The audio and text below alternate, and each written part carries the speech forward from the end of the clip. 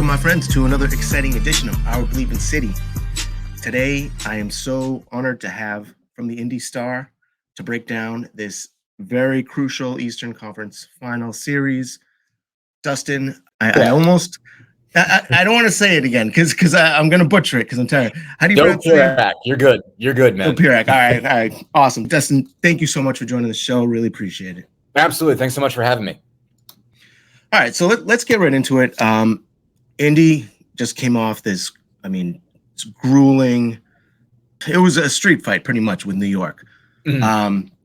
In a series which, up until the last game, it seemed like the home teams, it was pretty much a blowout, whoever was at home. Right. Until this last game when Indy, when all the lights were bright in New York in the toughest setting, came to play, shot the lights out. Mm-hmm. How is the vibe over there in Indy? I mean, the team, the city must be thrilled. Yeah, I mean, I haven't been back to the city. I came straight up, so I came to Boston already because they got to get right to it. Obviously tomorrow night in Game 1. So my check on the vibe through, I guess, Twitter and the fan base and whatnot, and sort of seeing it through social media and other radio stuff I've done out there. I mean, obviously everybody's pretty ecstatic because this is not the year they were expecting this. Right. They certainly, I think, the Pacers obviously came out. Tyrese Halliburton came out in the press conference yesterday and said, we expected to be here. We thought we were a playoff team the whole time. They thought they were a playoff team. They weren't talking in these tones because absolutely. I think, part of it is you didn't know the East was going to be this wide open at the time. I think certainly when the season started, they believed that they belong in the top 8 for sure. Right. And I think there were some people that certainly didn't think that, outside. But I mean, after they made a lot of strides last season, they could really see that something was going in a positive direction last season. They obviously went in the offseason with a lot of cap room. They went and got Bruce Brown. They went and got Obi Toppin. They felt like they'd really rounded things out pretty well. Figured Tyrese Halliburton was up for another leap and that this group was going to come together pretty well. And really the end of last season, I mean, they could have made a push if they wanted to grab like the last play-in spot, but I think they thought, all right, tone it down, go get a lottery pick, and sort of build assets. Don't go all out just to go in the 10th and play one play-in game and get beat. It's not worth it to go all out for that. But they really kind of felt like, okay, with the pieces they added and the experience they had, they could be a playoff team. But obviously, when the season started, you obviously looked at what Boston did. Getting Porzingis and Holiday, and I thought, okay, well, those guys are the favorites. And then you looked at what Milwaukee did and went out and got Lillard. That you're like, okay, well, the Bucks are going to be right there. It's going to be basically those two, and everybody's going to and Philly's going to have Embiid and the whole thing. And obviously, everything, several things, brought everybody back to the pack. From Milwaukee just never quite getting it right, and obviously Giannis going into them.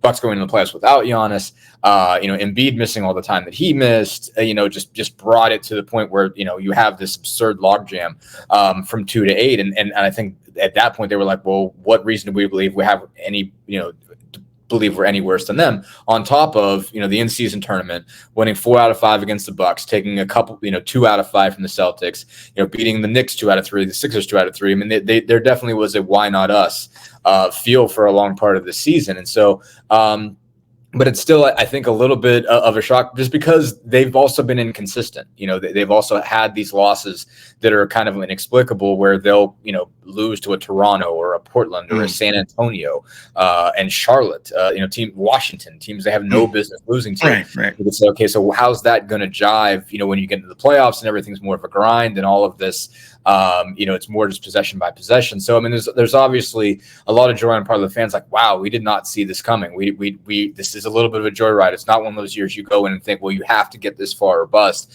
When you go this far past your expectations, really enjoyable for the fans. I mean, the players do think they belong here, but there also is a sense of like, there's no pressure for them to be here. And there's certainly any pressure there was in the last series. There's none now. I mean, they are absolutely playing with house money at this point. So it's definitely a joyous group, for where they're at. Brad Stevens over here, and I know you covered Butler a little bit in your time. I don't know what Brad Stevens was there. But, he was not, but I have talked to Brad several times for various stories, for sure. So I don't think anyone could have foreseen Brad becoming the GM that he has with some of the trades. I mean, brilliant trades that he's pulled off with whether it be Derek White, bringing in Kristaps, Drew. Mm. I'm now blanking on the GM of Indy. Kevin Pritchard is the president of basketball or operations. Chad Buchanan is the general manager. So they're kind of a tandem. Pritchard, I think, ultimately is the guy. He's sort of the last decision maker. But we haven't talked to Kevin in a while. It's been interesting. He's probably too honest, and that's probably why we don't talk to him. Because I think he let a little bit too much slip last year as far as what his plans were. And I think he's like, you know what, maybe I don't need to go in front of a microphone anymore. But take the Bill Belichick approach. Yeah, a little bit. So, those two guys kind of do it together. I do got to say, though, he deserves, I think that's gone under the radar, a lot of credit for that trade. I don't know what the consensus was when the trade went down, because Sabonis was quite a popular player there. But, sure. I mean, he really knocked that one out of the park. And, I mean, what kind of difference has Halliburton made with this team? Tremendous. I mean, I think it was definitely one of those things where I think there was all over the board kind of thought about that. I mean, there were some people that thought it was an insanely stupid trade on the part of the Pacers, and then there were some people who thought it was an insanely stupid trade on the part of the Kings. It's funny, like even when we go to when the Pacers go and I go to cover the Pacers in Sacramento, it's still like a fascinating topic of conversation, because I mean, everybody always wants to talk to Tyrese when he was there, and when they still had, before they traded Buddy Hield, they wanted to talk to him too. That's right. And so it's a very interesting dynamic in terms of how it was thought about, discussed, whether it was win for this team, whether it was win for that team. And I mean, if you're standing outside of it, I don't think you could say it any other way than it's a win for both teams. I mean, true. I think absolutely. Neither one of those teams could continue on the path that they were on, and it's a very basic thing of, one team had 2 lead guards and one team had 2 bigs, and you're not going to go anywhere, without those kind of redundancies. So it's like you had the opportunity to, kind of cross and say, okay, you take one of ours, we'll take one of yours, and that'll make us both better teams. And it has. De'Aaron Fox is at, just as Tyrese Halliburton is needed to be a lead guard, needed to be the guy that was running the show. So did De'Aaron Fox. And on the flip side of that, Domantas Sabonis and Miles Turner both needed to be in a position where they were the 5-man, and Miles Turner had to play a lot of 4, and that wasn't natural for him, even though he does a lot of things that 4 men do, like the fact that he can stretch the floor as well as he do, and he can defend a little bit in space. It's just not quite the same. It just was not. He wasn't getting to the same spots that he gets to now. The offense just didn't run through him in the same way. And when you got a guy like Sabonis, he's got to be a little bit of a focal point for you, so it's really hard to kind of make both of those work, where it's a lot easier with Siakam and Turner. There's just a much more natural division of labor in terms of sort of who fits where and who operates out of what spot. And with Halliburton, the way that, as dynamic as he is, he can put them each in really good positions. I mean, you could put him in a situation where you're running a 1-5 sort of top of the key ball screen action with Halliburton and Siakam, and you could put Turner in the corner, as even though he's a 5, and Siakam, either Halliburton or Siakam can make that read and kick out the Turner in the corner and hit that 3 in space, and that spaces the floor well, so you have more operating room to do it the next time, as far as just running that pick and roll. And Turner's the same way, that you can run that 1-5 and you can put Siakam in the opposite corner, and he's got some gravity. He's not a great 3-point shooter. I would take Turner over Siakam if you've got to make one shot from 3, but he can hit that shot too, and he can move around in other ways and play off of what they're doing.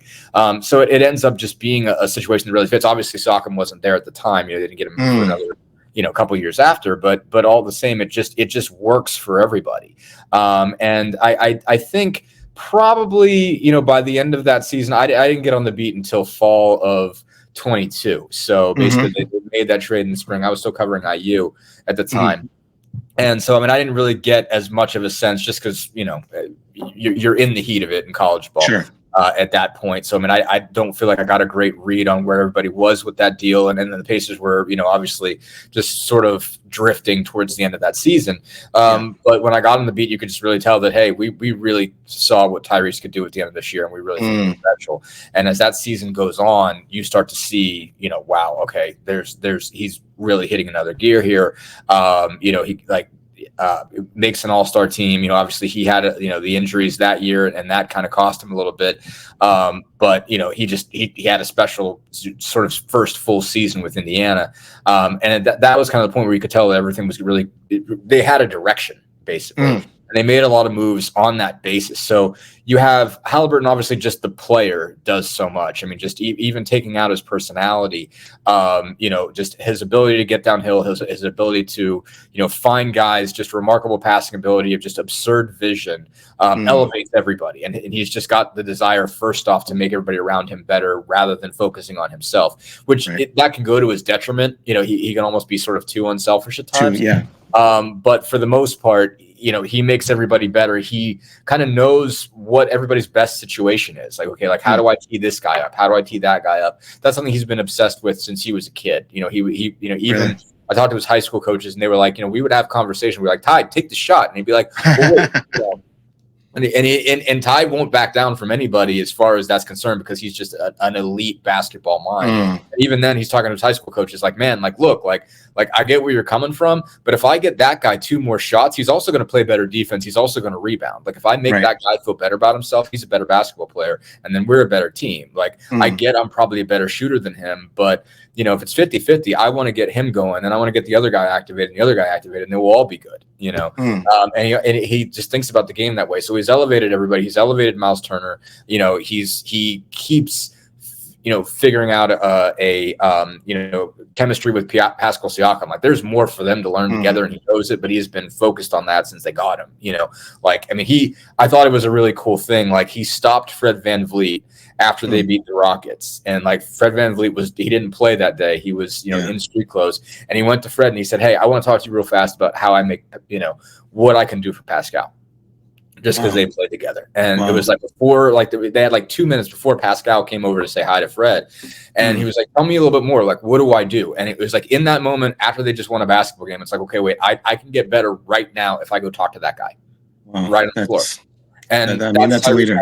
Mind. It's amazing. And so he's made each of those guys better. I mean, but like, that obviously speaks to just who he is as a person. And he's that good at connecting with guys. He's that intelligent, both like mentally, basketball wise, but also emotionally. Like, he understands like the need to invest in people and make guys better. And so like, he's really just been such a centerpiece for this whole group. And like, you've seen ups and downs with his own game, but that's been a constant of just being a guy that is just creates a whole culture around him, as young as he is, even though he's not like the vet, like at 24 years old, he is so good at creating a culture like this. And that's just giving them a centerpiece, a foundation for a game plan that they just didn't have before they had him.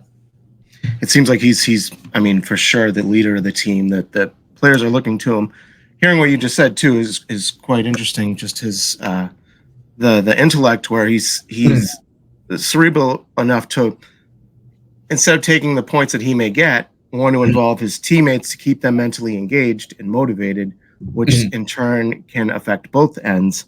I know he was injured earlier this year against the Celtics.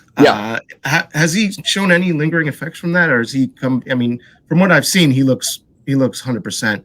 I think because I think when he has struggled, a lot of people have tried to place blame on that and say, because he did come back too early. He played 1 game before he should have. Basically, it was Siakam's first game, and he was feeling really good. And he said, the medical team was feeling really good too. And he came out and played, and man, he walked out of there looking like an old man.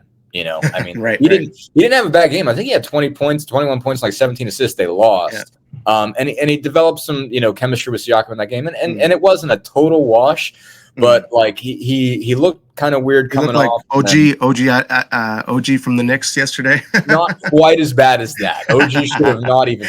He looked. I feel for him.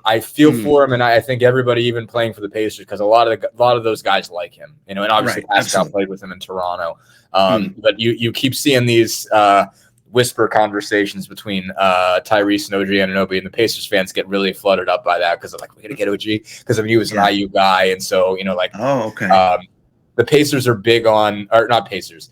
Indiana fans, Indiana basketball fans, as a general rule, not just Pacers fans, but people that pay attention to Indiana basketball, like they have this dream of the cradle to the grave player, that plays his high school ball in Indiana and goes to either IU or Purdue or Butler, and then plays their whole career in Indiana. So anybody who's anywhere near close to that, they're like super duper excited about. Like there's a part of them that still wishes they took Steve Alford over Reggie Miller, like a small part, not a very big part, but a small part. Right.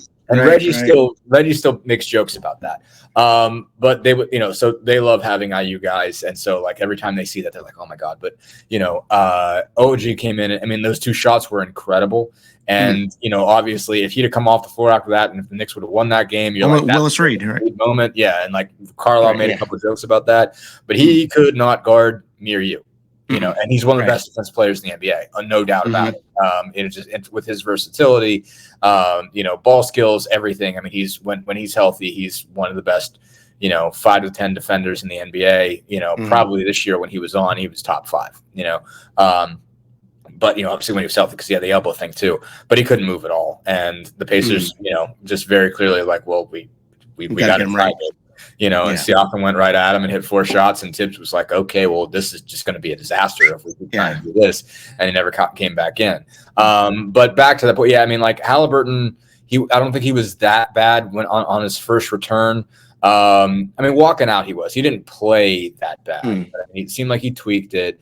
And then after that, it was like probably 5 more games after that. And then, I think he came back. I think this first game back was also against Boston on January 30th. He was on a minutes restriction, and that was miserable, and he hated it. And, because like he would get done, midway through the third quarter, and he couldn't come back in. And Pacers fans were like, what is he doing? And he hated it. And so he even asked to not start. Like, it was the one time all year he didn't start. I think it was against Sacramento. He asked him to just, so he could finish games, like just not start him. And it made for just a very awkward scenario. And, I mean, it was a while. I mean, he would say, we'd ask him about it, and he would say, look, I mean, like, I'm not 100%.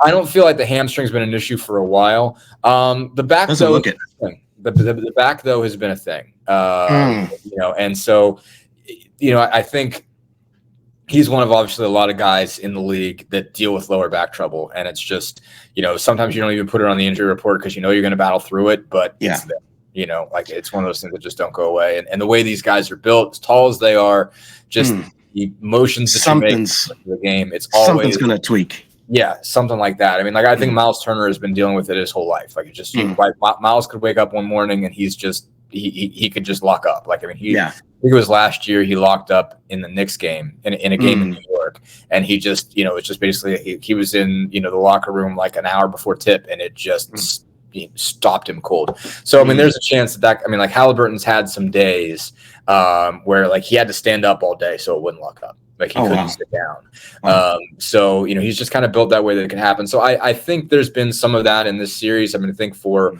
he was listed as questionable with back spasms, I think for game like 1 through about 4 or 5. And so that's something like there are physical ailments and, but you ask Tyrese about it and he'll tell you that, look, everybody's going fine at this point. Right. He's like, I'm hurt, but everybody's hurt. And so he's not on the injury report right now. And so that tells you it's good. It's good enough that he could play on it. It didn't seem like it was a problem. Certainly didn't seem like it was a problem yesterday. No.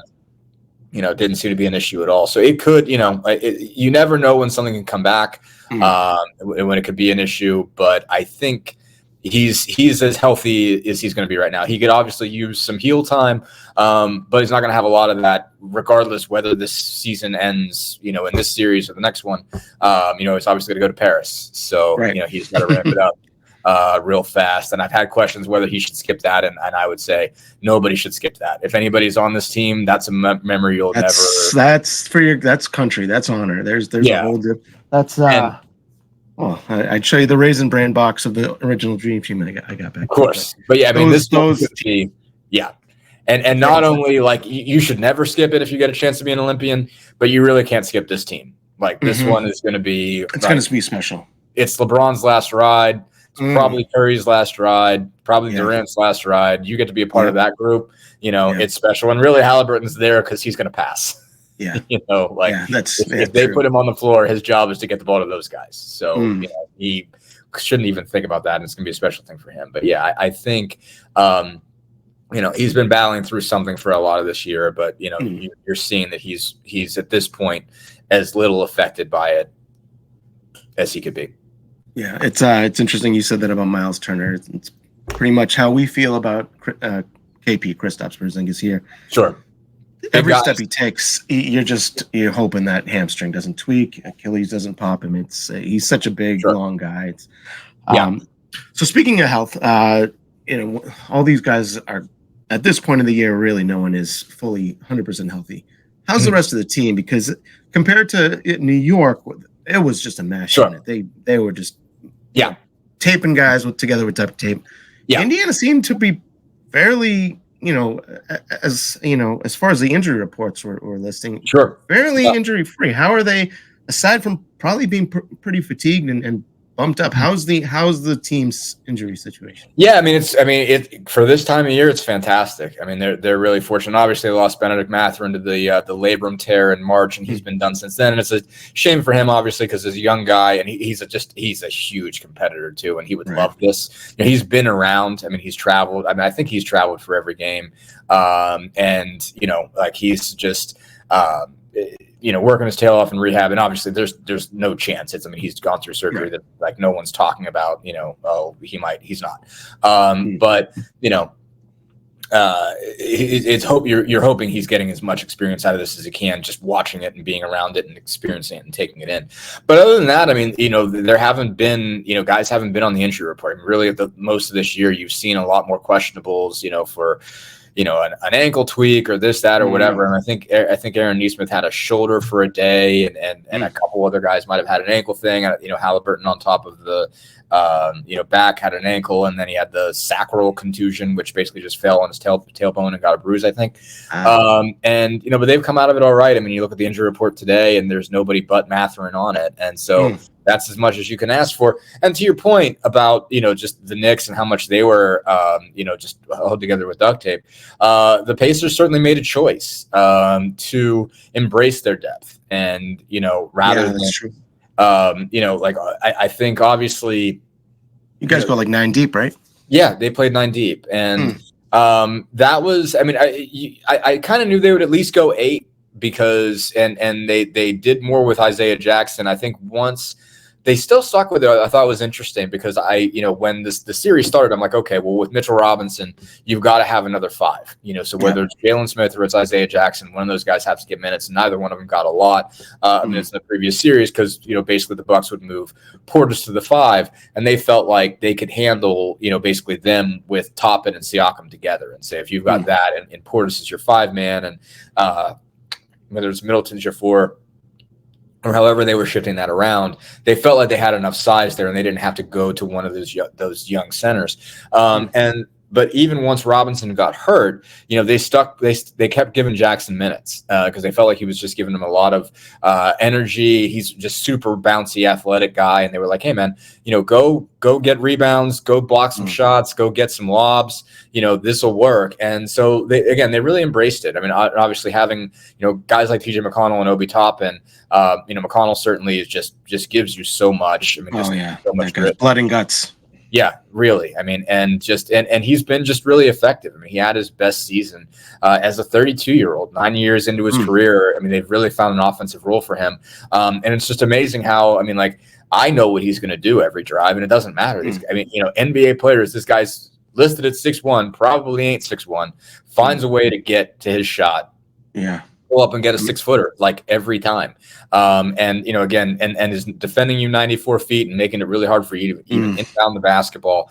And so, that gives Halliburton some time off his feet. That gives Nembhard some time off his feet. And, Ben Shepherd as a rookie has come in, played excellent basketball for what he does, just giving the wings some time to recover. And he's shot darn near 50% from three. Like, he doesn't take a lot of them, but he hits the open ones. And then, like I said, Toppin, just the athleticism he's got, the speed, the ability to just get up and down the floor, just really works with what they want to do in transition. So he's getting these run outs and throwing down between the legs dunks and stuff like that. And it's getting everybody energized. And so that really, worked, especially against the Knicks when the Tibbs probably, for as great of a coach as Tibbs is overall, as much as he had those guys motivated, at the end of the day, you do have to question the decision to throw, just put 40 minutes on these guys over and over and over again.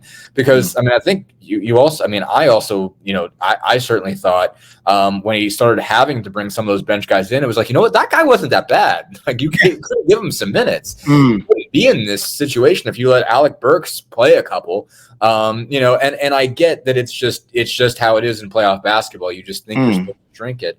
Right. And you should.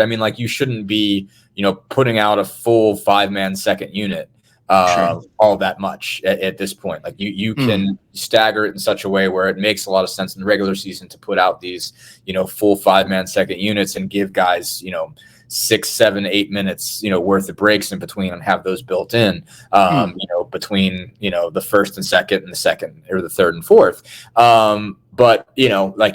But still, like, there, you can go too far with it. There is a balance. Again, Agreed. you should shrink, but shrinking this much was dangerous for the Knicks. And you don't know that's why OG Anunoby got hurt, but it could have been. And you don't know that led to Jalen Brunson getting hurt or Josh Hart. Probably not Josh Hart. I think Josh Hart could have played 48 minutes. He just happened to get popped in the gut or something, and it made him miserable for two whole games. And he still played his heart out, but they had to do a lot just to get right. And maybe if you give Alec Burks some minutes, Shake Milton some minutes, maybe you're not in guys that aren't rookies. They have experience. So Jericho Sims. These aren't terrible players. Right. You could have given them some time. And just to get by, and it's just, I get how when it went so well in Philly and they started off 2-0, it's like, shoot, we're just going to outgut you guys. And, and it's just, it was like, I get it, but it's just, you just saw that the healthier team was still standing and the team that was fresher. And, Halliburton's probably averaging 36, 37 minutes maybe, and Brunson was averaging like 42. And it's just, it matters. It load matters. Management. For sure. Playoff load management. It almost reminds me, I don't know if you caught the end of the Cleveland Boston series, but the decisive game, a guy who'd been collecting dust on the bench, who hadn't played in a while, who had plenty of playoff experience, even with Boston, Marcus Morris, senior, came in and absolutely lit up the floor. Yep. And they had him collecting dust the whole series when there's a lot of service, like I think some of these coaches get so set in their playoff ways that it is to their detriment when you get guys like this who have experience and that can help. And to that, credit Rick Carlisle. Yeah, you want to talk a guy who is done a good job of not being set in his ways. I say this, Rick drives me crazy frequently from just having to, go back and forth with him because he's like always trying to like control the narrative to the point that I get like stopped in mid question. But so he drives me crazy. So I feel like I have to say that before I say this. Try covering Joe Mazzulla. That's the point. Whole nother level crazy. I feel like I've been told Joe mellowed this year. I've been told he has a little bit, just a tad. It seemed different to me. He definitely seemed more like harsh last year, and so the guys, Jared Weiss and those guys have told me that it's a little better this year. We're working on him. Adam Himmel's back in those guys, and Jay King. But absolutely. I think that was okay. I was going to answer this, but he has really done a good job of embracing who his team is and not forcing them to be someone else. And, showing faith in his guys and, showing faith in their style of play. And, there have been times obviously where he's felt like he had to, kind of lay down the law and change things. He mentioned obviously in this press conference that right around Christmas, they decided, okay, like we really have to dedicate to being better on defense, like now, because it's going to be, and they had given up, I think it was interesting because I think they were talking about on TNT the other night, and they were saying they think maybe it was the in-season tournament when the Lakers busted them up, but they only had one. Like they gave up 123 in that game. Like at that point, 123 was not a crazy number for the Pacers to give up at all. Like, they weren't. You remember the 150 game, the Celtics 150 spot the Celtics put up on them? That one was wild. And Halliburton didn't play in that game. It didn't freak them out as much. True. Because they were like, okay, we're not healthy, and they got better after that. But the Celtics went nuts in that game. But it was when they came after the in-season tournament. They came back. They had to go right into a 4-game, or if it was a 5-game road trip. It was a 5-game road trip, and they won the first one. They beat Detroit, and then they lost the next 4, or was it 3? It was definitely was Milwaukee, Washington, Minnesota, and then they came back and got beat by the Clippers at home, and they gave up 151 to the Clippers at home, and it was nutty. Like it was out of hand. And I think that was really the point. They decided we got to do something about this, and it took them about a week to change the lineup up, and they moved Jalen Smith into the 4 to say, okay, we need size and rebounding up here. And, they obviously get Siakam, and that forces them back. But, I mean, that was kind of the moment where they're like, we can't be terrible at this. And Miles Turner said it yesterday. It was like, we just can't be 30th. Like, we don't have to be 15th. We don't even have to be, we don't have to be top 10. We just have to be okay. Even if we're below average, that's all right. We just can't be the worst defense in the NBA. And they got to that point. They got to that point where they weren't the worst defense in the NBA. I think they finished 24th in defensive rating, and that's not great. But do you think that's because they were so concentrated on the offense?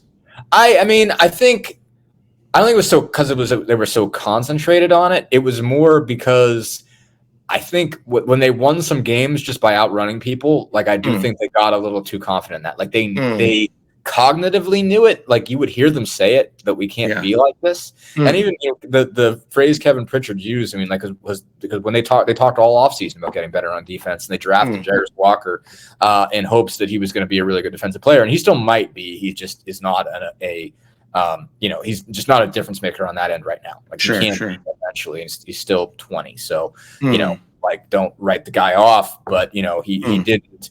He just didn't show the capacity. He was frankly further along on offense. I mean, he basically, like you saw, he can run point guard as a 6'7", 240 pound guy. But they, I remember Kevin Pritchard even using that phrase, we don't have to be a great defensive team next year. If we could just be better, if we could just serviceable, go from, 28th to 23rd, and then maybe 18th after that, that'd be a big deal. And so I think they came to the conclusion that, all right, it some of it was focused, but some of it was also just lineups and saying, we have to, the offensive lineup, the lineup they were starting was the best offensive lineup they could put out there. It basically put out, it was at the time it was Halliburton, Bruce Brown, Mathurin. I was going to say Bruce Brown was a defensive presence. He was the one guy they had. The one guy they had to start anybody, and that was asking too much. Basically, Bruce Brown. And Miles Turner's got defensive presence at the back too. But you need 2 guys that can really guard somebody from 1 to 4. For sure. So they had Mathurin at the 3. He can guard sometimes. He's still learning. Toppin at the 4. He can guard kind of, but again, none of those. Halliburton. Toppin and Mathurin, none of those 3 are you feeling great about covering an all-star? They might have not run our test there. Yeah, none of those 3 guys are trustworthy defensively. Trustworthy is maybe not fair, but again, they're not locking down a star. They're not locking down Tatum. They're not locking down Brown. They're not locking down anybody like that. So they bring Nesmith. I think Brown might have been hurt for a little while, so they brought Nembhard and Nesmith into the fold, and those had been their top 2 defensive guys last year, and they were like, all right, we're going to ride with you guys again. And Smith brought them some size, and then they obviously, you flip him out for Siakam, and you still have size at the 4. An issue there is Nesmith had been defending some big 4s. Giannis is the LeBron of the world, and it was like, all right, you need somebody to throw some size at him, so Nesmith's not giving up 5-6 inches every time. So that was a big impact moment. They just had to they had to get the mindset right. They had to get the guys to care about it more, to really ingest it more. They knew it, but they needed to really truly embrace it. And I think it took a while for them to do that, but also they had to just define their lineups by, making sure they had a good defensive groups. And so, they moved Mathurin back to the bench. He was still really good there. He didn't do a bad job on defense. They had McConnell, if you move Nembhard up, and obviously once they traded Brown for Siakam, they kind of moved Nembhard into that secondary ball handler 2-guard role where he could, get a top ball handler, defend the top ball handler, and then you have Nesmith for the bigger wings. And so they had kind of an ecosystem that worked defensively, at least reasonably well enough. And that was a big thing. So there was a mindset piece to it, but it was also a matchup piece. That is one guy that actually really kind of scares me is Nesmith, because something about having the chip on his shoulder that the Celtics did not want him. He every time he plays us, there's just he has a different level of intensity. And I mean, is that the sense there that he's out to every time he plays the Celtics, he's going to prove you guys effed up in this trade? Yeah, it's explicit. I mean, Nesmith, Aaron and I have talked about it. So what's interesting, Aaron also super intelligent guy, really smart guy, great guy to talk to. He's been just from a coverage perspective, he's just been a joy. And he went to Vanderbilt. His brother went to Harvard.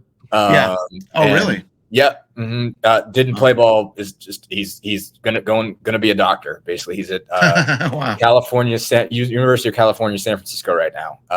So just incredible family across the board. But Aaron, again, just a high basketball IQ guy, really gets the game, the business of the game, where everybody is and where everybody fits. And so he really took, it's interesting, he's very motivated, but he also took a very realistic approach in Boston.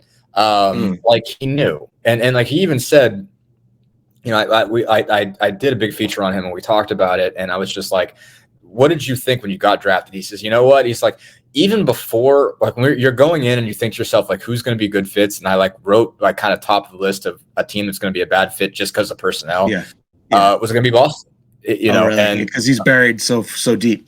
He's right out of the gate, you've got Jaylen Brown and Jason Tatum. And I'm just okay, well, they're not going to take me because, well, why would you use, if you have those two, why would you use a lottery pick on a wing? And basically he said there was times when I was there, I was like, why did you guys even draft me? I don't even understand it. I think that was that treasure trove of picks that Ainge had just amassed, and he couldn't unload them because teams knew that he wanted to. So you had to take somebody. And so, he obviously had a good pedigree coming out of college. I mean, he had been hurt, but he shot the cover off the ball. How's it going, Seth? I'm welcoming into the show, Steph. I know I saw you in the waiting room, and I saw you. I'm patient. You have a few questions, but that's okay. We're just. I'm gonna finish up my Aaron Nesmith story. Yeah, no, I was listening. I could hear what you were saying, so keep going.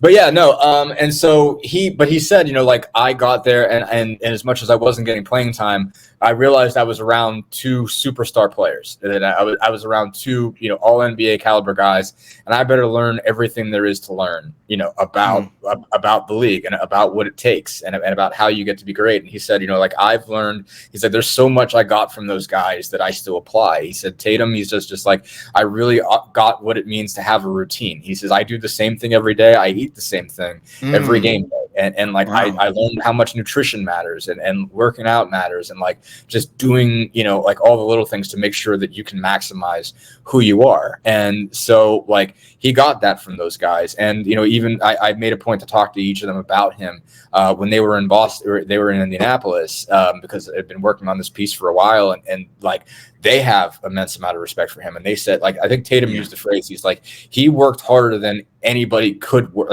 as hard as a person could work. There wasn't anything that he did not do. So it's just very interesting just that he, on one hand, he knows they should have traded him. He is aware of that. He is aware that once they got to that point, and he was, at the end of the day, he was I was bummed to be leaving a great franchise and a lot of great people, but I knew I was going to get a chance. And so, he ultimately knew, from a big picture standpoint, the Celtics got better by moving him, by getting Brogdon. And obviously that trade and the next steps from it has paid off because that helps Drew you Holiday. Holiday. And so they are certainly better off for having made that move. But like he still does want to point out, like, you traded a really good player. Like, I am a really good player. And I don't know if maybe his point is like, you should not have drafted me. You should have let somebody else take me where I would have had a shot. But you don't know if he would have been as good of a player if he didn't have those experiences. And he absolutely fits what these guys want to do so well. And they just needed somebody like him. And basically, I mean, he's just the guy, like, the new guy who comes in and just says, I'll do whatever you want. Like, just give me a job and I will show up and go do it. And so from the beginning, I mean, like, he started at power forward most of last season. And so that meant right out of the gate, he's defending Giannis, he's defending Durant, he's defending LeBron.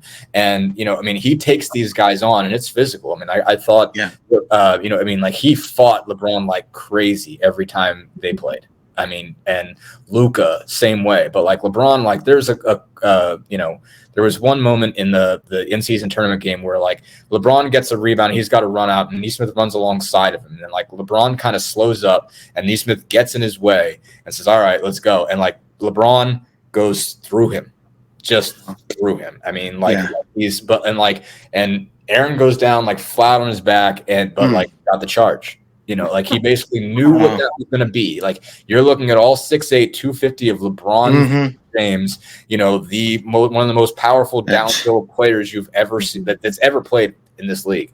And he's like, I'm going to stand in front of that guy and get the ball back. That's Aaron. It's like, that takes some stones right there. That's like getting hit with a Mac truck. It's almost like the only I mean, he said that's what he said the next time I talked to him, because he was questionable with a hip. And I'm like, so Aaron, how you doing? He's like, I'm gonna play, but I feel like I have to buy a truck. He's like, that's how. Can we put full body bruise on that injury report? more or less, whole body hurts, like everything. But well, I feel like that's like the Marcus Smart influence, right? Like, by working with Marcus Smart, like, that's like one thing that he was always so good at was learning how to and teaching other players how to take that charge. So, like, again, to your point, Nesmith being in Boston and being around those guys, like, that could have been something that he developed because of that opportunity. Yeah. No, it totally. I mean, he wants to beat them so bad. Like, I mean, this isn't subtext, it's text. Like, I promise.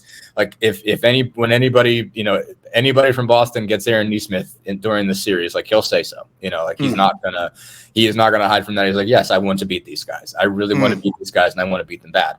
But in the same way, he will tell you that he was working for a class organization and he learned a lot about it. Like, again, you go play in an NBA finals, you get to see what it looks like. And, again, it's the most storied franchise in the sport, them and the Lakers, obviously. And you're just like, how can you not take respect from it? Again, he knows how good the players were in front of him. Like, he knows. Like, I'd say too, go ahead. These guys are professionals and they look for any edge. They do. It seems. It's almost like it almost feels like Tom Brady, who can name all the quarterbacks, up to Gio Carvani, the goat farmer guy. Yeah. They remember the names of every player. These players on this level look for any edge. They do. And that's what scares me about Naismith is that whether justified or not, I mean, this, he understands this situation, but he is using that to his advantage.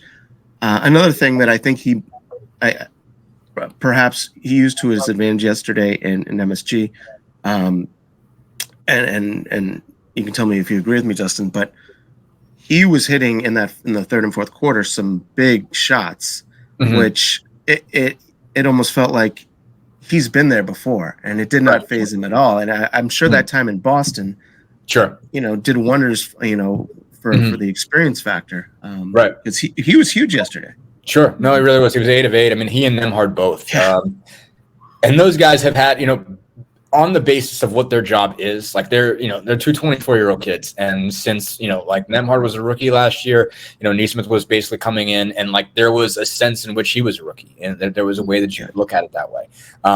And both of them were just, they had the top 2 assignments every night. It was like, okay, who, doesn't matter what all-star you're looking at, didn't matter what capacity we're talking about. Like, they're playing Brooklyn and they've got Kyrie and Kevin Durant. It's just like whoever it was, it was just like the best players, in the league, and they just had to deal and they just had to go figure it out. And they've had games where, they've been embarrassed. They've been, embarrassed that I don't like that word. They have been, beat by the best players in the world. And, Andrew Nembhard had a really tough, when he was on Brunson, it was a really tough assignment. I mean, Brunson cooked him up a couple, not a couple. Brunson cooked him up a bunch of times, but and Nesmith did better on him. But Nesmith had some, tough ones. Nesmith was on Chris Middleton, and he and Middleton are actually, they both came from Charleston. They're really close. Oh, really? Yeah. So Charleston or Middleton's like 8 years older than Nesmith is, but they went to the same high school, Porter God School, like this really good private school down there. And they've got a really, really good coach who does a good job of just sort of maintaining relationships with their alumni. And so he just like Middleton would come back and he would work out with anybody. And when they saw Nesmith coming up, they were like, you got to work out with this guy. And so they did a lot of back and forth. Like Nesmith helped him grow up, Middleton helped Nesmith grow up like a lot. So that's part of their story. And so like Nesmith, then they get to the playoffs and it's Nesmith, his first playoff with the Pacers, and he's got to go cover this guy. And so it's fascinating. I talked to their high school coach during the series, and he's just like, man, I'm sweating bullets. This is unbelievable. The one back and forth. They had the one back and forth where like Nesmith hits a crazy shot to put him up 3, and then Middleton banks one, and Nesmith's like, you got to be kidding me. We're both like that with each other. Middleton's like, I hate you for that. But Nesmith's like, I hate you for that. But Middleton had a great series. I mean, and he hit some shots over Nesmith that Nesmith's like, what on God's green earth was I supposed to do there? And so all of these on some level can be an issue on your psyche. If you see whether you do everything right and the guy scores, or you do screw up. And so it's like that can really wear on people, but like they're developing thick skin, like you're seeing it kind of right before your eyes. They're developing a thicker skin going through this. And you got to give credit to Rick Carlisle for, maintaining faith in them. I think there was a not small amount of, hand wringing over the fact that, I think it was even sort of part of the broadcast I think it was game 2 where, McConnell had done a pretty good job on Brunson coming off the bench, and McConnell was on the bench for the last 7.5 minutes, and he's almost always on the bench for the last 7.5 minutes, but they kept showing, kind of ISO shots on the bench of TJ McConnell, and they're like, why isn't he in? Why isn't he in? It's like, whatever. And it's like, if you want to pull Nembhard now, like you do run the risk of that's like saying like your cornerback who just gave up a touchdown. Yeah. The mental part of the game is. And so you don't want to pull a rug under a guy. Yeah. You don't want to pull a rug under a guy like that, out from under a guy like that. I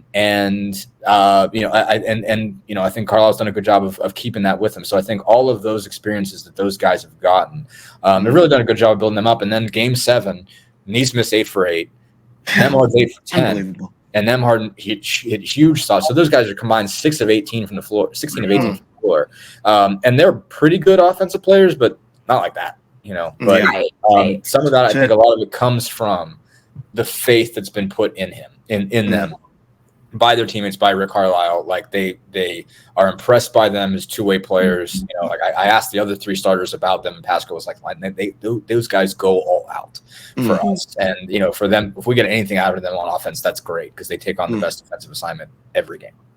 Yeah. To survive, a series in New York in an arena like MSG. Oh yeah. I'm sure that the confidence level is just absolutely sky high now, where they can go in anywhere and beat anybody. Although I did like Carlisle in the press conference when they asked him if he'd been in any more crazier buildings, and he said he did reference the old Boston Garden. He did, which was a great best building in my opinion. So getting now into the series, kind of looking at it, from afar, you feel Indy can hang with the Celtics if they're shooting, if they're off, their offensive game is on, if they're playing somewhat defense. Right. Can Indy give the Celtics a series if they're not shooting lights out as they were mean, not necessarily to the level they were yesterday, but you know, how do you see this series playing out? Yeah, I mean, I think you certainly look back at the games that they won and the games they lost, and you know, like when the Pacers have shot it well, like when you know they can keep up with the Celtics. You know, like they certainly. I mean, we're talking about teams that are 1-2 in scoring, 1-2 in offensive efficiency. Yeah. So like they have the juice to keep up as far as that's concerned. So obviously. What Boston is that good on offense and they're that good on defense, and not that good on defense. And so, I think you just can't like rule these guys out when you see what happened in Game 7. Remember they just have that gear. Like obviously they did take advantage of a busted up team. The first thing they did was go attack Anunoby, and that got them going. And so. You don't know if things would have been different if you have somebody else out there, if they went with the same lineup they had before, they had McBride getting up and down, Halliburton again, and Siakam, dealing with maybe Hartenstein and them cross matching the way that they did. Is that a different scenario? Did they not get the same amount of momentum out of the start of that game if they don't, if Tibbs doesn't try that with Anunoby? Don't know. But again, the fact that they've got that gear. You just can't rule them out. You can't rule it that has that out. And again, that's why they've been able to beat them a couple times before. Obviously, they haven't beat them in Boston yet, but they've been able to beat them in Indiana twice. And so so when they're going to be at home, you gotta give them a chance. You have to say they've got an opportunity. I mean, at the end of the day, I'm like, I think I and everybody else will sat and say, like, the Celtics ultimately have too much firepower. They need this too much. Just from the position that they're in, everybody's looking at this and like, well, this is your time. You better go get this. Especially with Denver now out in the West. Right. It's like you have to go get this. No excuses. Your time, no excuses. And so this is your time. And like obviously it helps.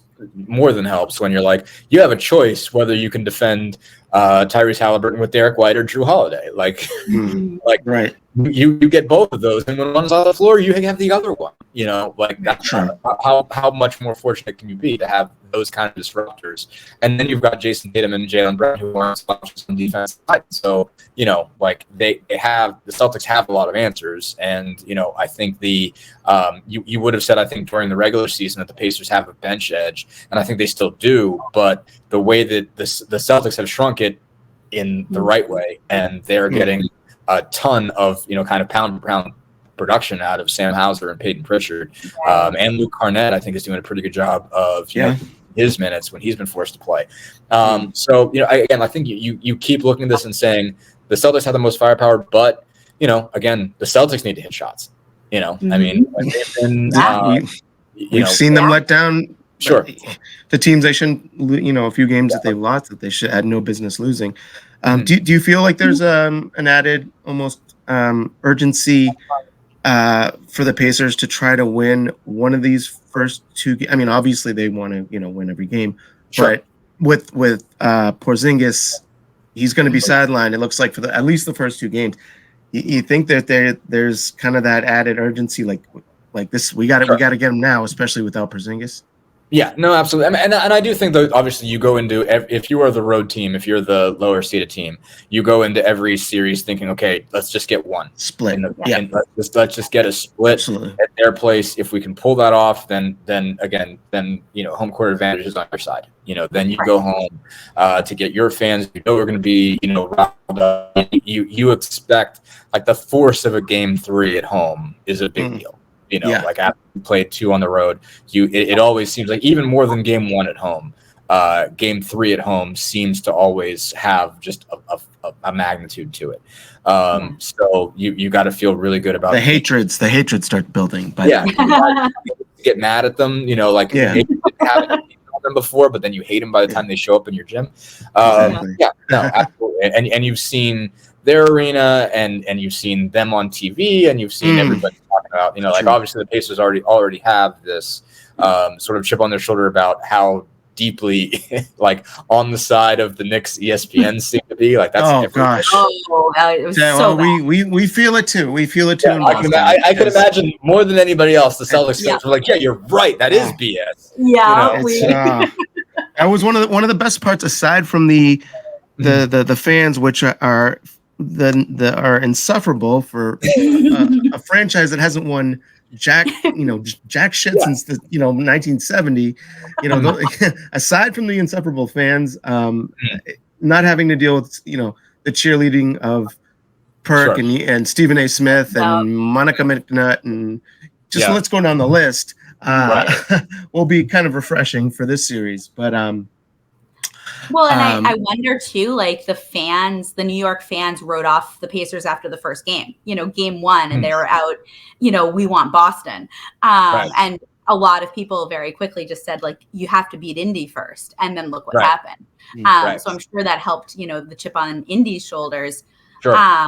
But do you think that there's something to be said too for the fact that, like, to a degree, the Pacers have nothing to lose? Like they are like not overachieving, because we know they're a young, talented, like physical, good team, but but they had to go through a tough path, to get to be in the finals. And I don't think anybody had this on their bracket. No. I mean, obviously they have to me, they were playing with house money once they got in from on an organizational level.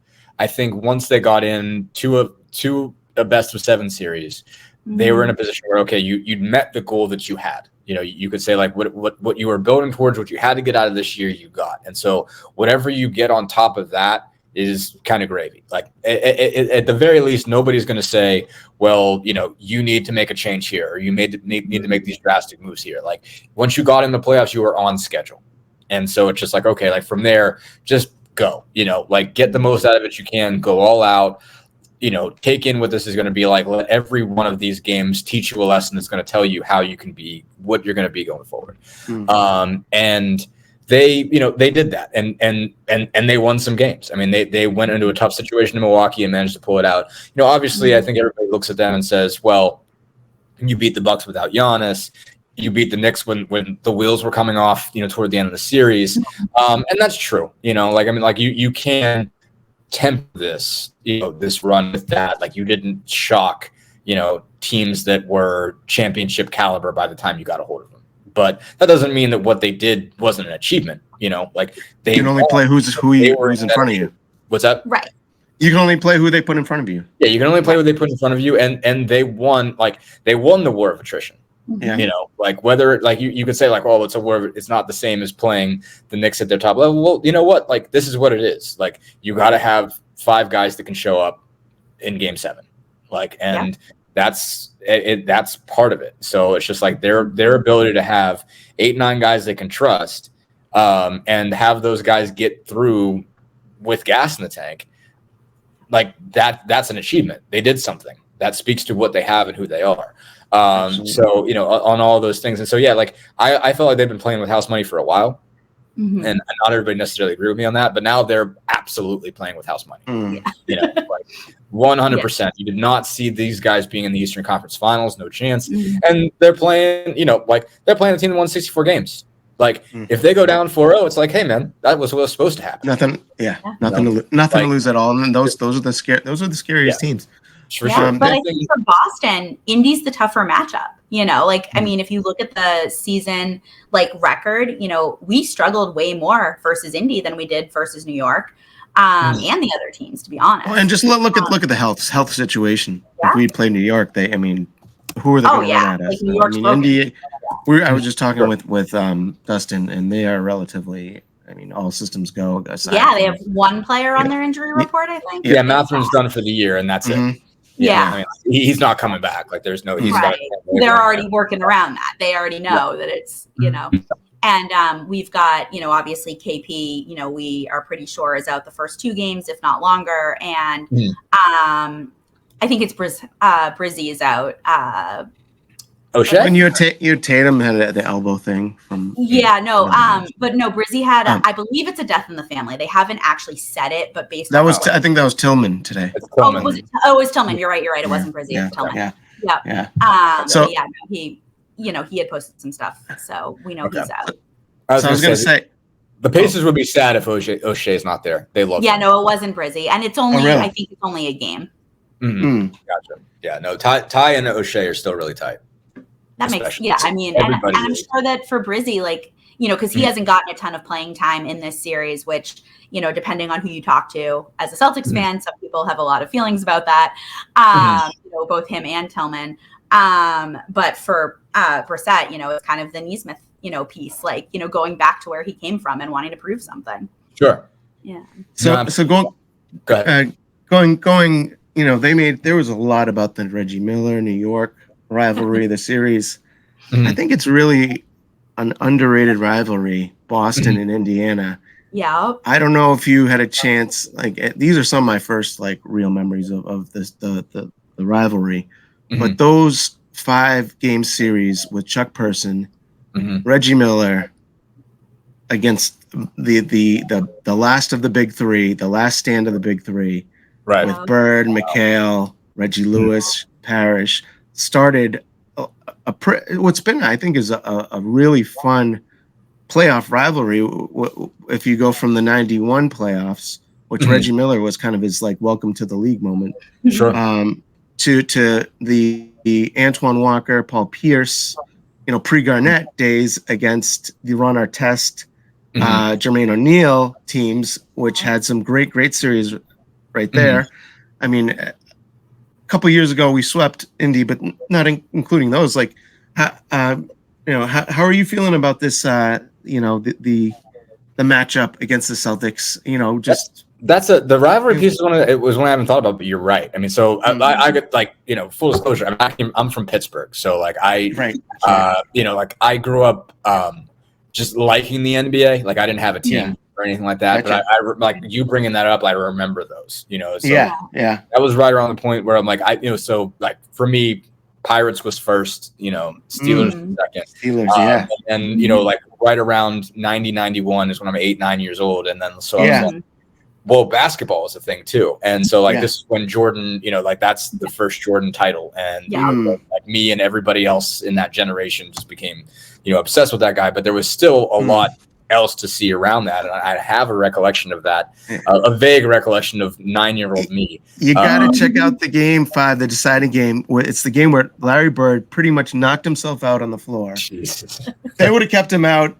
At a concussion protocol these days, and came back and won that Game 5. Steph, I know you don't remember it. Was John Bagley? Did John Bagley have a game here? I vaguely remember the game. Was that the John Bagley 35-point game? That was that was a game, that series or not?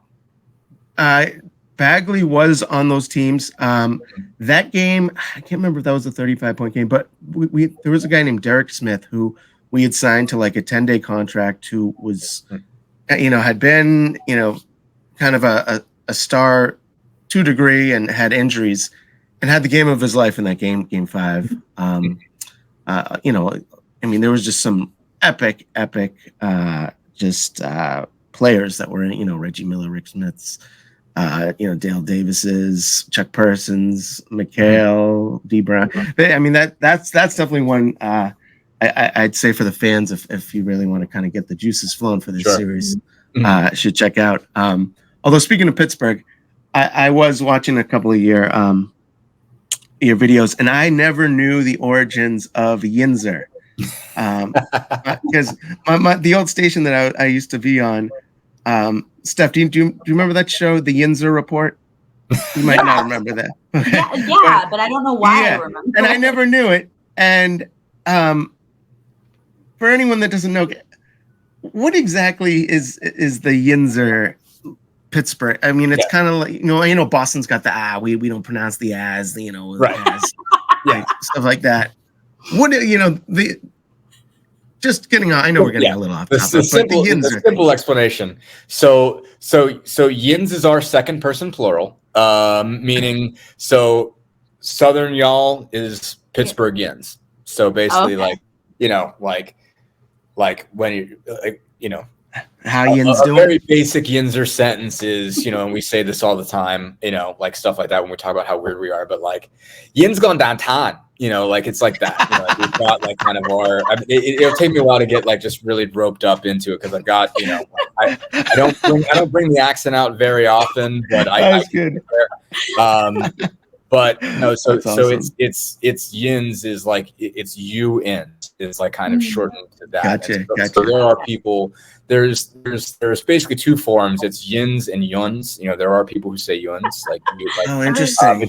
That's usually kind of an older, like a little bit older people, like not a lot older people, basically, like a kind of a previous generation would kind of, do Yuns together. But it's more, it is streamlined really into Yins, and so we really bought into that as a concept. And basically, anyone who calls a group of people Yins is a Yinser, basically. So that envelops all of southwestern Pennsylvania. Like the city itself and the surrounding communities, the surrounding counties and whatnot. So that allows us to kind of like if you're not, you might, like if you can't really claim Pittsburgh, like I grew up in North Huntington, so like that's about a half hour east. So people will tell you, well, you're not really, from there. You're kind of from there, but you're not. Okay, fine. Right. But like you are of the greater Yinsness is sort of Yinserhood. In the region, the greater Yinzer region. Exactly, the greater Yinzer region. So yes, we speak of like basically that allows us to kind of connect and like, but you can tell when you get somebody starts talking, it's sort of like when someone's from Boston, like you guys know that, like you can be out like, aha, I know you guys. Like Pittsburgh's the same way, and nice. McConnell's a Pittsburgh guy, so that's been sort of fun because every time he talks, I can hear it. And I called his dad for a story, and he's got it like he's got it. You notice right away. You can tell. I'm like, this is like I'm home, like I love this conversation because this is just like talking about that. So it was cool. But yeah, no, that is our, like that's the history of we've got a lot of other words that are just ours, but Yins is like at the top of the list of the defining, Pittsburgh words. Very interesting. Very interesting. Well, before we wrap up, go ahead, Steph. No, I was just gonna say like another piece of the Indiana Boston connection is Larry Bird in of himself. I was going to ask that. Is he going to show up for this series? Is he going to come? Right? Like that's he showed up in Boston for the first time in many years. Like a month ago. Recently. He was and here. It created like the whole town stopped. Yeah. It like created. I'd be really impressed and surprised. It would be like Me too. I imagine everybody that knows him that thinks they could move him in this direction is asking. Yeah, but it's just but like I can also imagine that if you're Larry Bird, the fact that everybody's asking is a reason for you not to do it. Right. That is. I mean, I don't know him. Like I've seen him in the building. He does have a kind of consultant deal.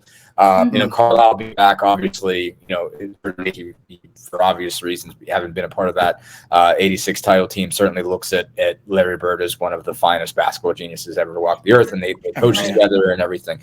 So, like he had him back at draft workouts, this past off season. So, and that allowed some guys who hadn't met him to meet him and everything like that. So obviously he's got, just deep connections to both franchises. So it would make a lot of sense on that, wait for him to show up. But like also Larry doesn't like doing anything. So, like that. So he was just like, nah. I mean, I had some reason to request an interview with Larry Bird somewhat recently or to pass one along.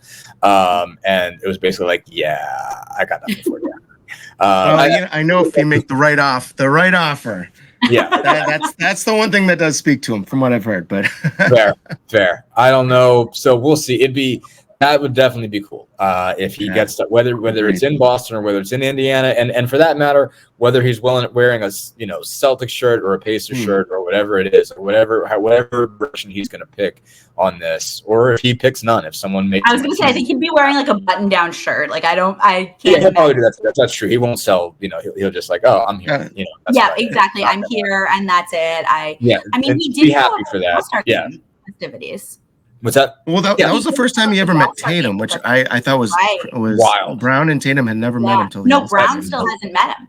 Brown didn't meet him. Well, I think he waved to him. He waved to him or something, but he didn't actually meet him. So like just the fact that like, you know, Tatum is kind of like the next, you know, centerpiece of the Celtics and had never met like this icon within the Celtics, and Brown still hasn't. But he did show up for the All-Star game, so maybe that's a sign that maybe he would do something. I don't know. Well, you never know with him. You just never know. I feel like it's one of those things where, I mean, first off, I think he had a sales pitch to make at All Stars, and they didn't get what they asked for. Those guys were like, "You really have to care. Can you not? Can you please care?" And they came out, and they scored 200-something points, and they're just like, "Well, we're done." Like, what are we doing? You know, in fairness to everybody, it was like, well, if Tatum's going to come out and shoot from half court, what were we supposed to do? What defense are you supposed to play to that? Right. Who cares? But you know, I don't know. You know, like it just, I'd be interested to see his motivation. If it did, it would be phenomenal. It'll be wild if he did it in Indiana. Because you know, Indy 500's on Sunday, Game 3's on Saturday, on Monday. So best of luck, anybody who's trying to go. Like I was going to say, that's why plane tickets are so expensive. I could not understand it. It makes sense now. Okay, it's crazy. And it's Memorial Day weekend. Yeah, it's Memorial Day weekend. So all the above, but it's always like that for Indy 500. It's just crazy, and I mean, it's been wild to try to get. I mean, I'm staying in Braintree, so like New York and Boston have been nutty as far as hotels are concerned. I imagine Indy is equally crazy. So these series are draining the bank accounts of many corporate media outlets. So you know, like we're getting big expense checks for this, but we're also floating it. So yeah, it's been a trip. But yeah, no, it's gonna be wild in Indiana this weekend for sure. Just a totally crazy addition to what this is gonna be like. So if you threw Larry Bird on top of that, it would be like, wow, this is the most Indiana thing ever happened. Armageddon right there. Yeah, like probably like the Super Bowl week when they had the Super Bowl. For sure. But before I let you go, what are your predictions for the series? How do you see it playing out? I mean, my initial thought is Celtics in 5, but I'm not. You know, like again, you just can't rule them out. You know, you just can't rule the Indiana Pacers out. You know, probably if they see this, they'll be like, "Oh my, you know, you're picking against us. Everybody's picking against us, whatever." And it'll be, you know what? Like, it's the Boston Celtics. You know, like it is the, you know, they got the best starting 5 in the league. You know, you got 2 All-NBA wings and probably the 2 best on-ball defenders. You know, 2 of the very best on-ball defenders in the NBA, and you know, and grit and guts and everything else, and you know, like the whole bit. So, I'd at the end of the day be surprised the Pacers pull it off, but you just don't know why they play the games, right? When that gear that they pulled out in Game 7 is coming out, and obviously if they could string 4 or 5 of those together, you know, you can win titles that way. So you cannot pull these guys out. Thank you so much for joining us. It's been such a pleasure to talk to you and get all your knowledge of the team for someone that's so locked in on the pulse of the Pacers. You know, it should be a fun series. You know, I'm looking forward to it, and hopefully we'll have you back on it to talk some more. You know, seeing how the series goes. Sounds good, man. Anytime. Thank you so much.